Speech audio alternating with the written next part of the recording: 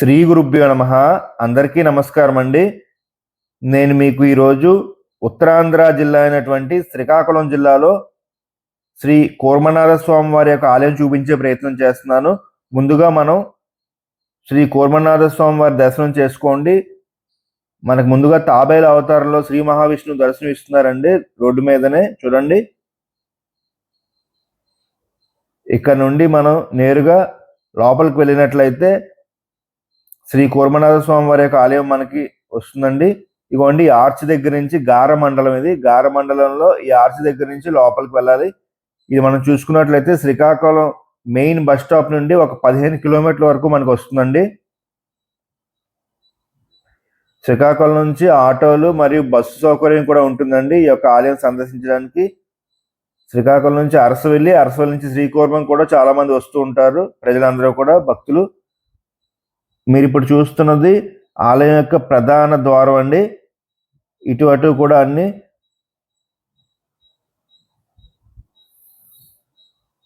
ఎదురుగుండా మీరు చూస్తున్నది ఆలయం యొక్క ప్రధాన ద్వారం. శ్రీ కూర్మనాథ స్వామి వారి యొక్క ఆలయం శ్రీకూర్మం గ్రామం అండి ఇది.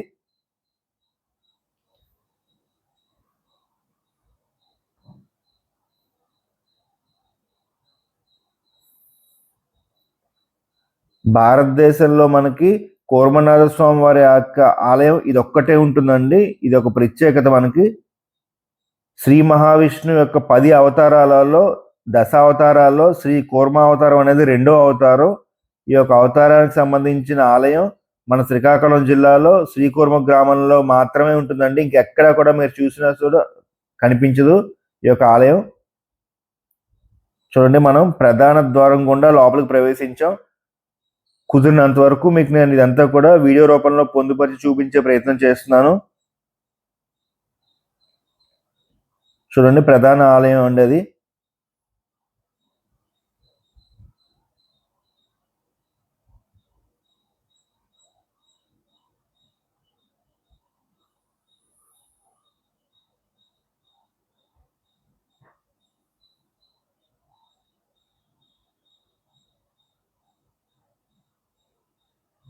మనం లోపలికి ప్రవేశిస్తుండగానే ఇక్కడ చెప్పులు కూడా భద్రపరిచే స్థలం కూడా ఏర్పాటు చేశారు.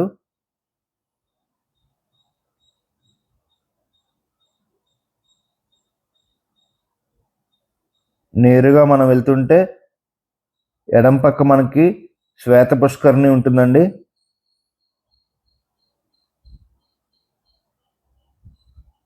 ఇంకో ఇవన్నీ కూడా మనకి స్వామివారి యొక్క ఆలయంలో ఇక్కడ ప్రసాద వితరణ కూడా, ప్రసాదం ఇంకోండి, పులిహార ప్రసాదం 10 రూపాయలు. ఎవరికైనా కావస్తే పులిహార కూడా ఇక్కడ తీసుకోవచ్చండి. ఇక్కడ చూడండి, ఎంతో చక్కగా మనకి దశావతారాలు కూడా ఇక్కడ మనకి చూపించే ప్రయత్నం చేస్తున్నారండి.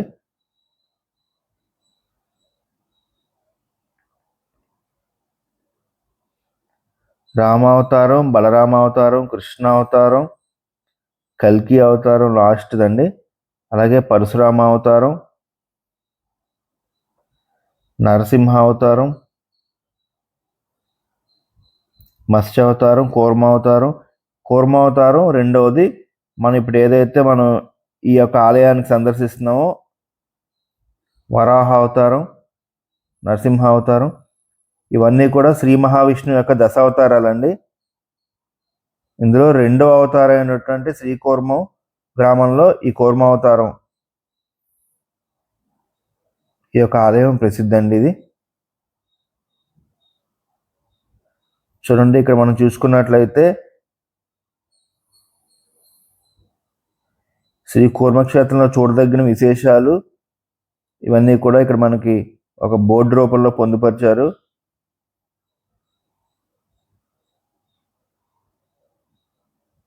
అద్వైతాచార్యులు, విశిష్ట అద్వైతాచార్యులు, ద్వైతాచార్యులు, శంకరాచార్యులు, శ్రీ రామానుజాచార్యులు, నరసింహతీర్థులు వీరందరూ కూడా ఈ శ్రీకూర్మ గ్రామాన్ని సందర్శించారటండి. వీళ్ళందరూ కూడా అదంతా కూడా ఇక్కడ మనకి చెప్పడం జరుగుతుంది. మనం ఏదైనా పుణ్యక్షేత్రానికి లేదంటే ఆలయానికి వెళ్ళినప్పుడు అక్కడ యొక్క చరిత్ర, అక్కడ జరిగిన మొత్తం అంతా కూడా ఇది వరకు ఏమైతే ఉందో అంతా తెలుసుకునే ప్రయత్నం చేస్తే ఎంతో మంచిదండి. మనకు కూడా ఒక అవగాహన వస్తుంది.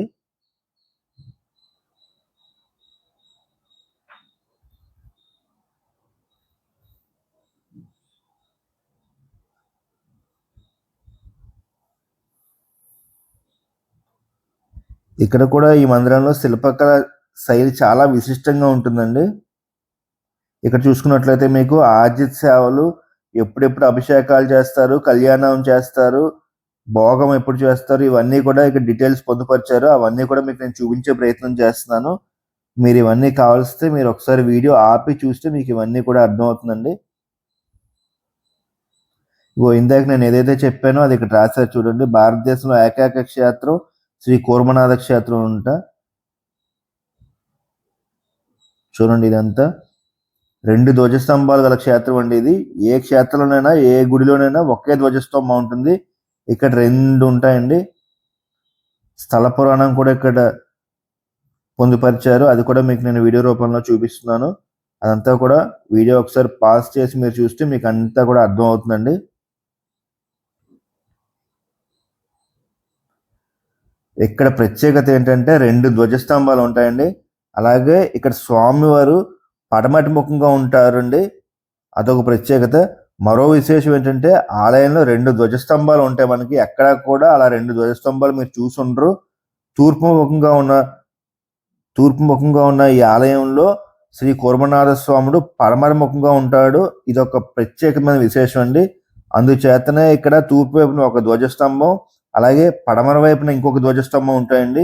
ఈ ఆలయం నందు 11వ శతాబ్దంలో చెక్కిన శిలాశాసనాలు కూడా ఉన్నాయండి. దీంతో పాటు శ్రీ రామానుజాచార్యులు, అలాగే వరదరాజ స్వామి వారు, శ్రీ మధ్వాచార్యులు, కోదండరామస్వామి వారి ఆలయాలు కూడా ఈ ఆలయంలో ఉన్నాయండి. ఇది శ్వేత పుష్కరిణి అండి. మనం ఇందాక ఏదైతే మీకు నేను చెప్పానో అదే ఇది. ఈ శ్వేత పుష్కరిణిలో చాలా మంది ఎంతో ఇది పుణ్యతీర్థము. ఇక్కడ స్నానాలు ఆచరించిన వాళ్ళు గంగా నదిలో స్నానం ఆచరించినటువంటి పుణ్యం వస్తుందండి.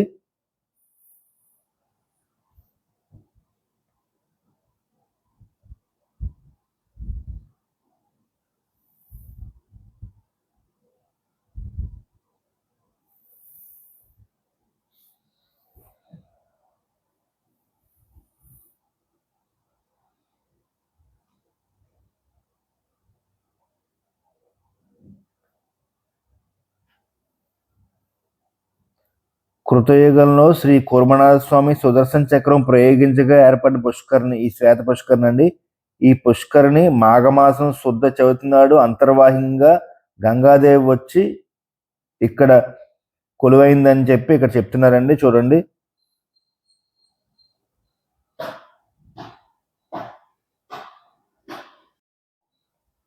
ఈ శ్రీకూర్మ ఆలయంలో ఒక చిత్రమైన విశేషం ఉంటుందండి. ఏంటంటే మనం ఏ ఆలయానికి వెళ్ళినా సరే గర్భగుడిలో మనకి స్వామివారు యొక్క విగ్రహం మనకి ఎదురుగుండా కనిపిస్తూ ఉంటుంది. కానీ ఈ ఆలయంలో మాత్రం మనకి స్వామివారి యొక్క గర్భగుడిలో ఎడం పక్కన గోడవారుగా ఉంటారండి. స్వామివారు కొంచెం ఎత్తుగా ఉన్న వేదిక మీద స్వామివారు మూల విరాట్టు 3 భాగాలుగా మనకి దర్శనమిస్తూ ఉంటుందండి.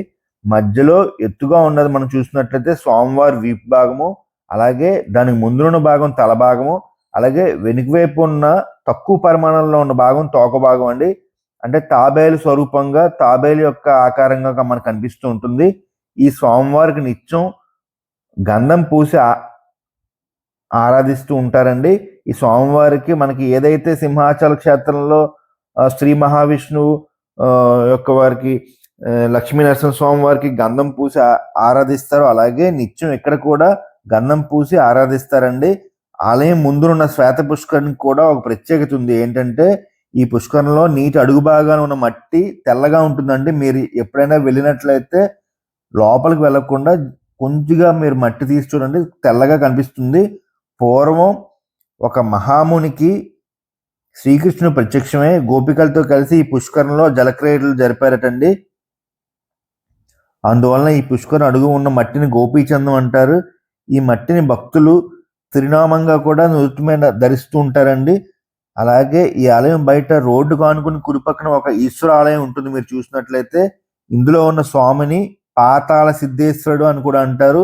మీరు గుడికి వెళ్ళేటప్పుడు ఎడం పక్క కనిపిస్తుంటుంది. అలాగే గుడి నుంచి మనం శ్రీ కూర్మనాథ స్వామి వారి యొక్క ఆలయం నుంచి బయటకు వస్తుంటే మీకు రైట్ సైడ్ అంటే కుడి పక్కన కనిపిస్తుందండి. ఖచ్చితంగా ఈ ఆలయాన్ని కూడా మీరు దర్శించుకోండి. పాతాళ సిద్ధేశ్వర స్వామి వారి యొక్క ఆలయం అండి. మొదట ఈ పాతాళ సిద్ధేశ్వరుని దర్శించుకుని ఆ తర్వాతనే శ్రీ కూర్మనాథ స్వామి వారిని దర్శించుకోవడం అనేది ఒక ఆనవాయితీగా వస్తుందండి. ఈ స్థల పురాణం ప్రకారం కూడా అలాగే చేయాలని తెలియజేస్తోంది.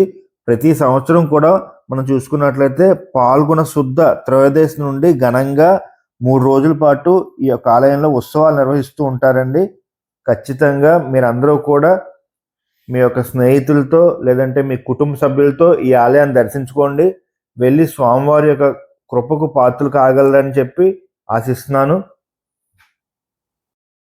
ఈ ఆలయంలో గర్భగుడి తప్ప మిగతా భాగం అంతా కూడా నేను మీకు చిత్రీకరించి చూపించే ప్రయత్నం చేస్తున్నానండి. అదంతా మీరు చూస్తూ నేను ఈ యొక్క ఆలయం యొక్క స్థల పురాణం వివరించే ప్రయత్నం చేస్తాను. అదంతా కూడా మీరు తెలుసుకునే ప్రయత్నం చేయండి. ఈ ఆలయం యొక్క స్థల పురాణం చూసుకున్నట్లయితే కృతయుగంలో ఈ ప్రాంతాన్ని శ్వేత చక్రవర్తి అనే రాజు పరిపాలించేవారటండి. ఆయన భార్య పేరు విష్ణుప్రియ. విష్ణుప్రియ ఆమె మహావిష్ణు భక్తురాలటంట.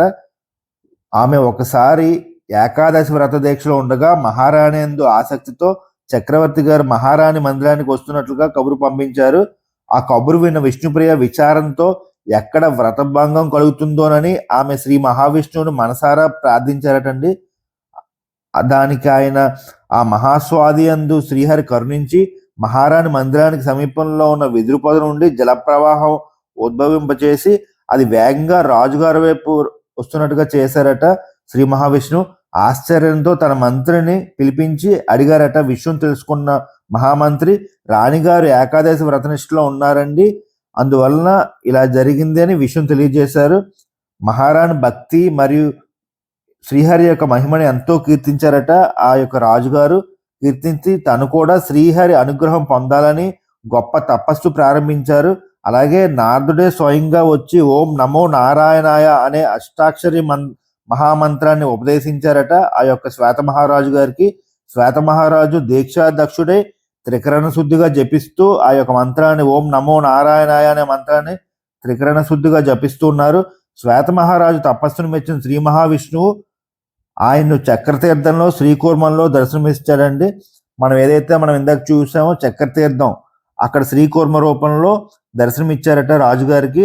రాజుగారు ఆనందానికి అవధులు లేవు. ఆ ప్రాంతంలో ఎంతో కాలంగా తపస్సు చేస్తున్న వక్రాంగముని కూడా ఈ శ్రీకూర్మనాథుని దర్శించుకుని ముగ్ధుడయ్యాడట. శ్రీకూర్మనాథ స్వామి దర్శించుకోవడానికి నారదుడు కూడా అక్కడికి వచ్చి స్వామిని దర్శించుకుని ఎంతో సంతోషపడ్డారు. తర్వాత శ్రీ కూర్మనాథుడి సమీపంలో ఉన్న శ్రీ శ్వేత పర్వతం వద్ద తన సుదర్శన చక్రంతో అతడు ఒక జలకుండం సృష్టించారట స్వామివారు.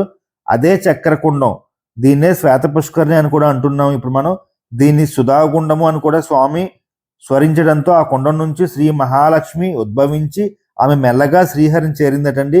మహారాణి విష్ణుప్రియ యొక్క వ్రత దీక్షను సంరక్షించిన ఆ జల ప్రవాహమే ఆ రాజుగారి యొక్క వంశాన్ని పునీతుంచే అవతరించిన ధార కనుక అది వంశధార నదిగా ప్రసిద్ధి చెందిందటండి.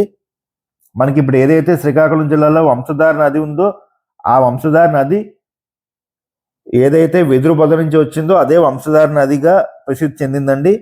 మీరు గమనించినట్లయితే ఒకనాడు అటుగా వచ్చిన ఒక బిల్లురాజు భార్య కూర్మగుండంలో దాహం తీర్చుకుని శ్రీ కూర్మనాథుని దర్శించుకుని తన భర్తకు ఈ విషయం తెలియజేసినట్టండి. అతను కూడా చూడగా ఆ గుండంపై చక్రాకారంలో తేజం కనిపించింది. ఆ వెలుగు క్రమంగా శ్రీ కూర్మనాథుని ఆకృతిని పొందిందటండి. బిల్లురాజు ఆశ్చర్యంగా ఆ స్వామివారిని చూస్తూ ఉండగా అక్కడికి వచ్చిన శ్వేత మహారాజు, నీ పూర్వజన్మమున శ్రీమన్నారాయణుడు కూర్మ రూపంలో నీకు దర్శనమిచ్చారు అని చెప్పగా అంత బిల్లురాజు సంతోషంతో స్వామిని చేశారటండి. స్వామి సంతోషించి బిల్లురాజును కూర్మగుండంకు కట్టడము సోపానము కట్టించవలసిందిగా శ్రీ శ్వేత మహారాజును దేవాలయ నిర్మాణం చేపట్టవలసిందిగా ఆజ్ఞాపించారటండి స్వామివారు. స్వామివారు చెప్పినట్లే చేశారు. బిల్లురాజును స్వామి పశ్చిమ దిక్కుగా సదంగ మహాముని ఆశ్రమం సమీపంలో నివాసం ఉండమని చెప్పి అంతటి బిల్లురాజు తన వైపు ఎల్లప్పుడూ కరుణాదృష్టితో చూస్తూ ఉండమని స్వామివారిని వేడుకొనగా శ్రీ కూర్మనాథుడు అట్లే అని చెప్పి బిలువరాజుకు వరమిచ్చారు. అప్పటి నుంచి స్వామి పశ్చిమం దిక్కుగా తిరిగి ఉంటారని ఈ యొక్క ఆలయ చరిత్ర చెప్తోందండి. ఈ యొక్క ఆలయ చరిత్రను సంక్లిప్తంగా మీకు నేను చెప్పడం జరిగిందండి.